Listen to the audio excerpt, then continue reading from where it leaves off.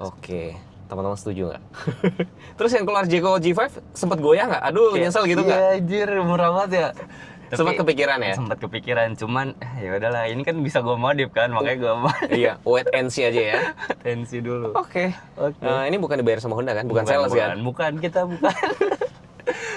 Nih, Mas Egy ini sebenarnya praktisi, ini profesional apa trainer ya, personal trainer ya sebenarnya. Jadi ini cocok buat harian ya kayaknya. Cocok buat hari. Oke.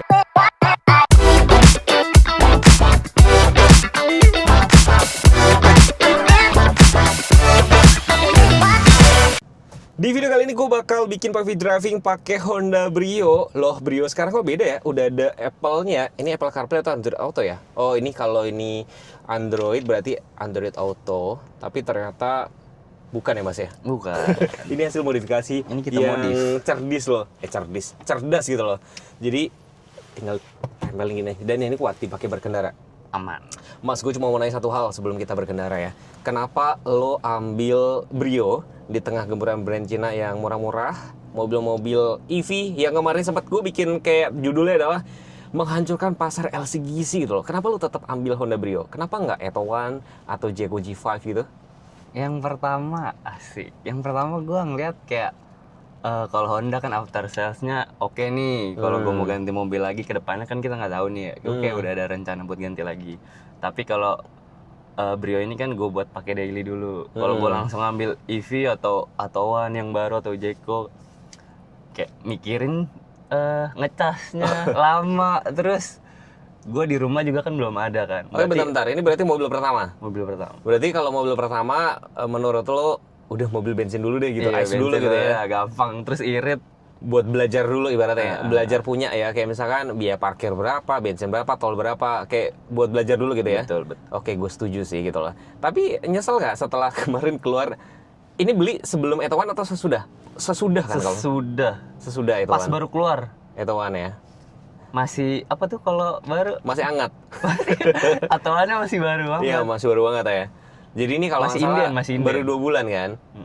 Oke, jadi pertimbangannya gue setuju sih guys, karena orang kalau beli mobil tuh pasti bosen, ya kan. Jadi kalau pakai mobil bensin setidaknya udah pasti jelas nanti harga jualnya berapa gitu ya. Iya. Nih, enaknya kalau mobil kecil tuh gini loh. Kalau ketika kalian misalkan lagi belanja yang parkirannya tempatnya sempit kayak gini tuh enak, nyaman. Maticnya sudah CVT, jadi otomatis bakal lebih halus. Cari parkir gampang ya Mas ya? Gampang banget. Cari parkir gampang. Apalagi kalau jalan-jalan kecil kan. Aduh. Iya. Tadi cerita tuh Mas Egy tuh katanya semalam abis kena baret dikit ya. Gue bingung. Lu mobilnya kecil kok bisa kena baret sih? Iya, bokap gue cuy yang bawa. Dan gue lebih setuju sebenarnya kita sudah hati-hati. Orang lain yang nggak hati-hati sih. Gue lebih setuju gitu. Iya benar. Mobilnya kan kecil ya, buat parkir gampang, masuk gang-gang sempit kayak gini. Itu mungkin kalau kita sedikit melenceng ya, kenapa Eto One itu laris manis, karena size mini, kecil gitu loh segala macem, terus EV gitu. Tapi buat teman-teman yang misalkan itu mungkin lebih cocok di perkotaan ya. Kalau untuk kayak misalkan kalian suka berpetualangan ke kampung-kampung segala macam, mobil bensin kan lebih nggak khawatir, nggak usah perlu cari tempat charge gitu. Karena kemarin ada yang kayak komen kan, hati-hati beli Eto One karena kalian belum dapat wall charging. Nah itu murah karena nggak ada wall charging sebenarnya. Nah itu. Iya, lu wall charging itu 17 juta. Iya, Yes, 17 juta dan kalian harus nunggu dulu. Harus nambah daya gitu. dulu ya kan. Yes, gitu. Gua memikirkan Kalau itu misalkan juga cari kemarin. parkir di ngecas di luar, padat sekarang. Padat terus lama lagi. Nah itu yang jadi pertimbangan gue juga kemarin. Oke.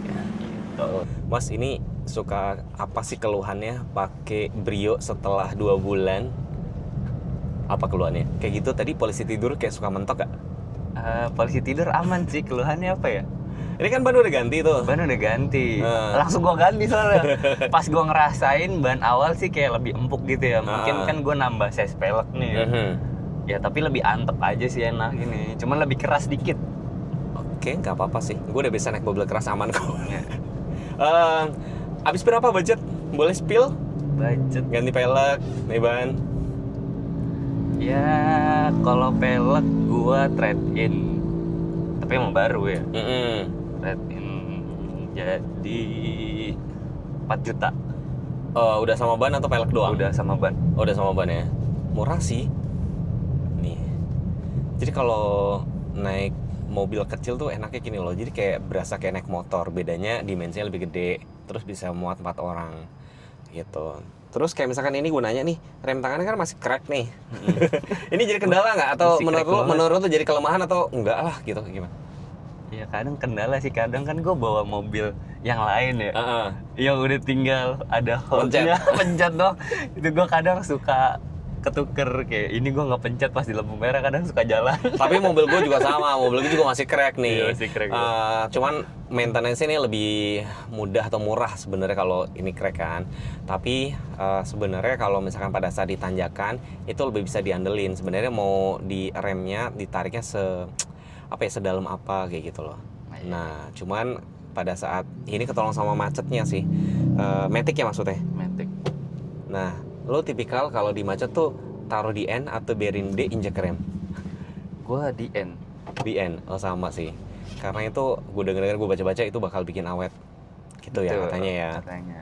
Gitu. Soalnya kan kalau lu berhenti di D, dia tetap kayak ngegas gitu kan. Yes, gitu. Karena Walaupun Matic lu itu tahan. betul, Matic di D kan tetap jalan kan sebenarnya gitu. Iya.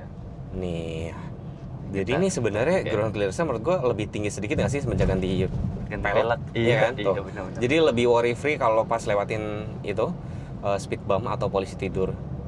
Iya, berasa sih Nih. lebih tinggi. Gue sebagai pengguna Matic AT ketika pakai ini merasa lebih halus. Jadi hentakannya tuh minim. Kalau Matic AT tuh hentakannya lebih ada. Gitu ya. Gitu. Visibilitasnya cukup oke. Jadi keluhannya apa mas? Gue ngomong keluhannya dulu deh. Keluhannya gue nggak ada keluhan sih. Belum ada 2 ya? bulan belum ada. Belum ada ya. Ini mobil kecil kayak gini tuh enaknya kalau kalian misalkan mau bayar tol tuh deket banget tuh. Tapi tetap pakai tonggak tol. Nih. Jadi posisi nyetirnya nih Mas Egi, lo kan biasa naik Iya. mobil tinggi juga nih. Ini kan agak rendah, literally mirip kayak sedan ya. Enak ya kalau naik mobil kayak sedan gini ya. Jadi nggak pusing gitu ya. Lebih napak tanah. Ya, tergantung juga Iya, sih, tergantung lebih- mobilnya. Lebih napak aspal sebenarnya gitu. Tapi emang enak kalau buat Iya. harian sih enak. Kalau mobil tinggi tuh sebenarnya gitu. Cuman PR-nya tuh kalau mobil napak tanah kayak gini, kalau ngeliatin jalan berlobang, jalan di Indonesia masih banyak banjir ya. Betul. Masih banyak banjir. Gitu doang. Sekarang kita bakal tes speaker. Ini speakernya udah diganti belum, dimodif-modif? Belum. Oke, Mas. Oke, tes speaker ya. Yang Berarti mana? kita boleh Putar semua. Semua boleh.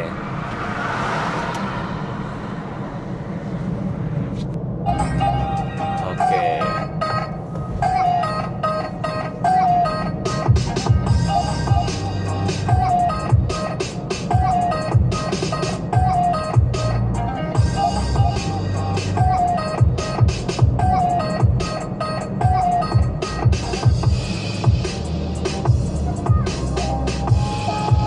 Gue sebenarnya mau nambahin speaker yang kanan kiri, belakang juga tau. Oke. Kita tanya sama pemakainya. Mas, menurut lo kekedaban kabinnya sama speakernya gimana? Kedepan Udah cukup kabinnya, puas? Ya, Atau- kagak sih kalau kabinnya. Oh, ini pendapat jujur ya. Ini pendapat jujur ya. Iya, suara ban memang kayak masih kedengaran. PR-nya memang nanti harus tambah peredam. Barangkali ini penonton atau misalkan ada workshop yang tertarik untuk tap in ke sini kali ya. Boleh kali ya. Dikasih Boleh. promo-promo gitu ya. Boleh, gas. Boleh gas. Nanti dikasih itu PR lagi ya. Jadi oke, sekarang mau coba kecepatannya. Ini kan baru 80 km ya. Kalau misalkan tunggu agak sepian dikit ya guys. Jadi dengan kecepatan 80 km per jam itu RPM-nya tuh hampir 3000 teman-teman. Karena cc kecil ya. Tapi ternyata setelah konstan dia RPM-nya turun ke 2000 tuh, hampir di bawah 2000 tuh. Jadi itu yang bakal bikin irit. Buat nyalip-nyalip. Ini nggak ada untuk sport mode berkendara ya. Sport. Jangan ngarep ya. Belum ada guys. Tapi di sini Matic-nya tuh dari D ke mode S tuh mode kayak sport gitu. Kayak misalkan kepake buat nyalip. Kita nggak usah pakai. Coba kita ke 100 km per jam.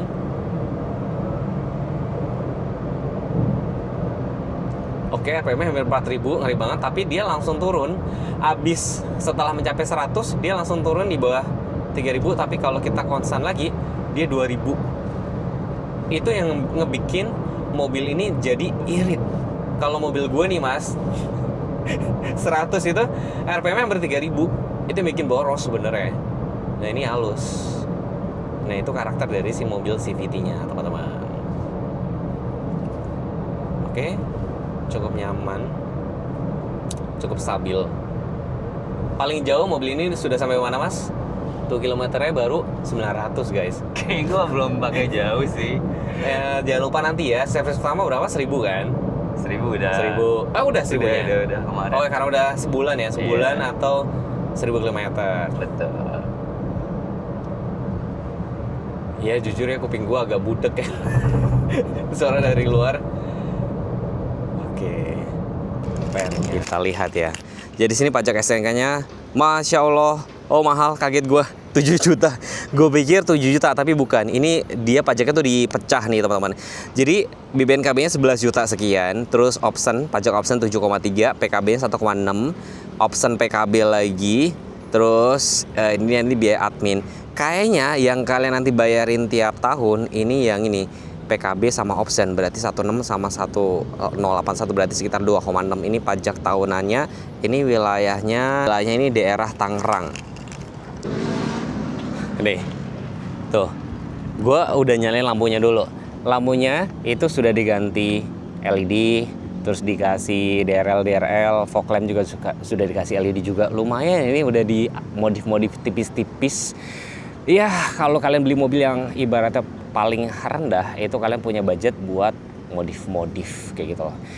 Logo Hondanya. Terus gue tanya tadi sama Mas Egi, Mas, lu kenapa nggak memilih Agya? Image-nya dia lebih suka yang ini sih teman-teman. Dia lebih suka yang ini. Kita lihat sekeliling ya. Nih, kayak gini. Terus velgnya tadi udah cerita kan? Mas Egi-nya tuh udah diganti semua, tukar tambah. Sekarang pakai ring 15, cakramnya depan doang, belakang itu masih tromol. Is oke lah ya, mobilnya kecil. Terus dengan adanya lampu sen di sini itu cukup lumayan ngebantu pada saat kalian parkir.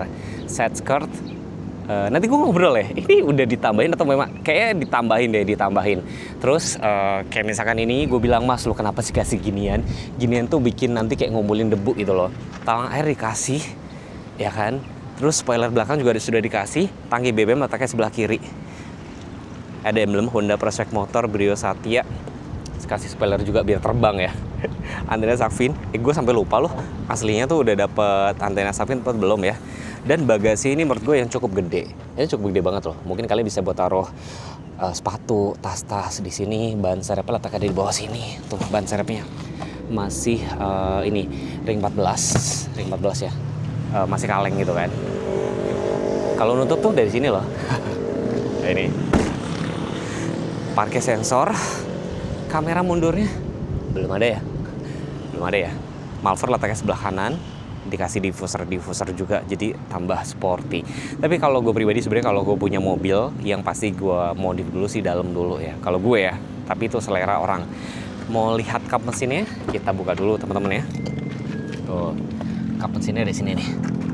Jadi 1200 cc kan tenaganya sekitar 90 PS, torsinya sekitar 110. Tadi pada saat gue udah coba di tol sih menurut gue cukup oke dengan gede itu ya. Ini layout dari mesinnya. Karena kalian pada akhirnya yang kalian nikmatin mobil itu adalah rasa berkendara, mesinnya nyaman apa enggak kayak gitu.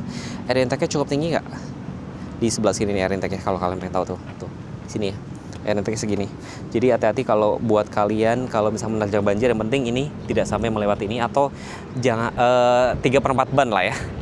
iVTEC mesinnya CVT lebih halus. Tadi pada saat gue kecepatan sekitar 100 km per jam, dia tiba-tiba RPM nanti turun sendiri. Itu yang bikin BBM iritnya, bikin BBM boros itu kan kalau RPM manteng di yang tinggi terus. Peredamnya tanggung banget di sebelah sini. Ini sambungan dari air intake-nya tadi tuh ya. Sebelah sini teman-teman. Layout mesinnya seperti ini. Dan gue mau ngasih lihat tadi tuh bagian dalam ya. Nih. Kenapa BBM-nya tadi boros ya? Ketemu 11,6. Why? Nah ini belum ada smart entry-an. Jadi harus begini nih. Nah, itu average BB-nya 11,6 km per liter. Mungkin tadi karena gue becek-becek. Kita reset dulu, pencet dan tahan. Kita reset, nanti kita bakal coba berkendara lagi, bakal berubah apa enggak. Oh, udah 94. Terus AC-nya belum ada auto, dia max cool. Tapi nih, oke ya, dia semburannya ada atas bawah atau atas doang. Terus ini salah satu penemuan yang ini penemuan yang cerdas ya. Jadi kalian bisa pakai tablet tempel di sini. Jadi berkendara tetap aman dan nyaman. Nih, gue lupa ini kayaknya sudah diganti deh. Apa asli dari sana ya? Coba kita lihat ya. Kamera mundur nggak ada loh guys. Ini PR-nya. Menurut gue kamera mundur tuh penting zaman now, meskipun ada parking sensor, ventilasi AC di sini. Terus yang kalau gue sih suka-suka aja ya, bentuknya tuh nggak simetris ya di sini ya. Tuh nggak simetris, dia beda. Setirnya, oh kecil-kecil, dia sudah ada tiltnya. Belum teleskopik tapi sih. Manual biasa. RPM, odometer, suhu. Oh ini tangki BBM, suhunya nanti dia hanya muncul aja gitu loh. Tuh, ini sudah dikasih fog lamp. Terus sun visor di sini ada kaca, spion dalam. Nah, tuh kayak gitu. Ada. Gua nggak tahu ini ditambahin nggak ya. Kalau nggak ditambahin asli di sana, keren banget. Sorry, satu udah ya. Sun visor dia ada kaca juga, ada hook sebelah sini. Nah, joknya tadi gue bilang ya, gue ngobrol sama Mas Sigi ya. Mas Sigi tuh lebih suka yang bahan fabric kayak gini. Itu nggak gampang bikin keringat. Ada konsol di sebelah sini. Ini tempat-tempat cup holder, di situ power outlet, matic-nya PRN D, mode sport dan L. Ini untuk parkir paralel ya. Udah tahu dong ya. Udah tahu kan? Rem tangan masih tarik manual, ada konsol. Ini kayak tambahan setahu gue. Ini kayak tambahan deh. Airbag ada 2 ya. Duduknya cukup nyaman. Dan sekarang gue mau coba duduk di baris keduanya. Di baris keduanya biar terang ya, ini ditambahin konsol. Seatbelt pakai cuma sebelah kiri sini. Terus headrest ada 3. Ini ada Isofix ya. Isofixnya gue lihat dulu ya. Oh, Isofixnya ternyata nggak ada. Oh, dia tidak ada, nggak ada tulisan Isofix. Dia ternyata belum ada Isofix. Safety belt ini untuk penumpang tengah aja. Yang ini 2 titik. Kalau yang kanan kirinya dia 3 titik. Joknya di bagian depan ini headrestnya nyambung dengan jok gitu loh. Ini lampu interior masih harga biasa. Tapi lagi-lagi ya teman-teman, orang yang pakai mobil ini itu biasanya suka nyetir sendiri. Nah, sekarang kita bakal tes di jalan gravel atau berbatu nih. Nggak apa-apa ya Mas ya? Mas, gimana Mas? Kalau lo bawa mobil ini kan lumayan cukup ceper ya. Di jalan gravel kayak gini itu wah harus lebih pelan-pelan atau gimana gitu? Ada keluhannya apa? Ya pelan-pelan aja sih, nggak kenceng-kenceng. Nggak keluhan juga nggak ada, gue mau biasa aja. Tapi juga jarang lah ya ketemu jalan-jalan kayak gini ya. Jarang. Tapi ini masih oke? Masih oke. Masih oke. Tapi kalau misalkan mungkin kemarin belum diganti ban agak kurang pede ya. Sekarang lebih agak pede ya? Lebih pede. Ini lebih pede. Lebih enak soalnya, lebih antep gitu. Nah, sekarang kita coba cari jalan rusaknya yang sebelah sini nih teman-teman. Karena tidak mungkin tidak ketemu jalan rusak namanya di Indonesia ya kan. Itu mungkin salah satu alasan kenapa SUV itu lebih laku ya. Lo kenapa nggak ambil SUV Mas? Karena budget? Karena Atau apa gitu? Karena apa ya? Gue nggak tahu, pengen yang bisa dimodif aja sih terus gitu keren ya. Oke, nah ini ceritanya kayak misalnya lagi lewatin gang, jalannya agak-agak rusak banyak, mentok gak ya gitu ya. Tapi kalau teman-teman perhatiin nih, tuh nggak terlalu limbung, maksudnya nggak terlalu mental-mental banget lah gitu loh bantingannya. Ya masih oke lah bantingannya. Bantingannya masih oke. Avanza, Anda mau kemana? Oh, dia mau belok. Nah, kayak gini-gini. Ini ibaratnya sudah mewakili ya jalan di Indonesia ya. Jalan gravelnya ada, genangan-genangan air gini juga ada. Oke, sudah cukup. Dan sekarang gue mau coba di jalan halus itu. Di sini tuh banyak banget ya teman-teman ya orang yang lagi mau belajar nyetir ya di sini. Jadi mungkin harus hati-hati. Iya sih, nggak beraturan banget lagi. Iya kan? Polanya Polanya nggak beraturan. Oke, satu kata Mas tentang mobil ini apa Mas? Satu kalimat ya? Satu kata ya? Satu kata boleh, satu kalimat. Lu nyesel nggak ambil mobil ini? Enggak Balik nyesel. lagi? Nggak ada nyesel gua. Wih. Wah, handle-nya cukup oke Enak sebenarnya. Handle-nya cukup oke. Jadi buat teman-teman yang suka selap-selip gitu ya, ini oke. Seng. Cari parkirnya gampang. Dan jujur ini juga salah satu yang nyebelin kayak Wuling Air Vita, nggak kenapa. Gue kalau lagi cari parkir gitu ya, wah ada yang kosong, taunya ada Brio. Taunya ada. Iya kan? Itu. Iya kan? Itu tuh paling sering gue nemuin tuh gitu loh. Paling sering gue nemuin di sini.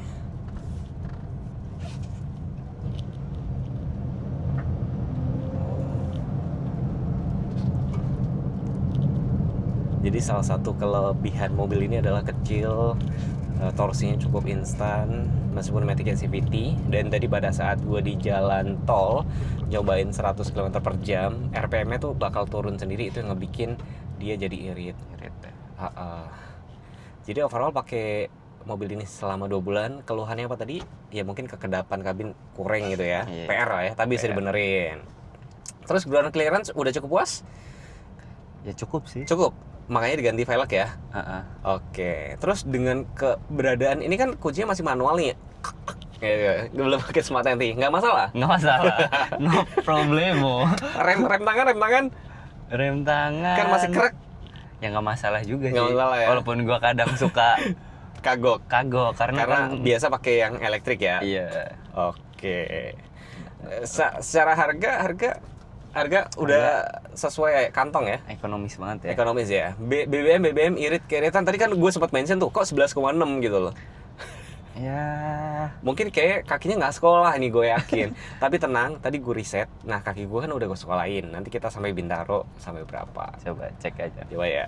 Ya overall gitu aja videonya sampai di sini. Next pengen dibahas apa? Tinggal komen aja. Tapi sekali lagi gue nanya, nyesel nggak pakai? Maksudnya kayak ada dengan keberadaan Eto One? Enggak nyesel. Nggak nyesel ya? Tidak sama sekali. Tidak sama sekali ya. Next kita bakal bahas apa lagi? Kalian komen aja, jangan lupa follow ya guys.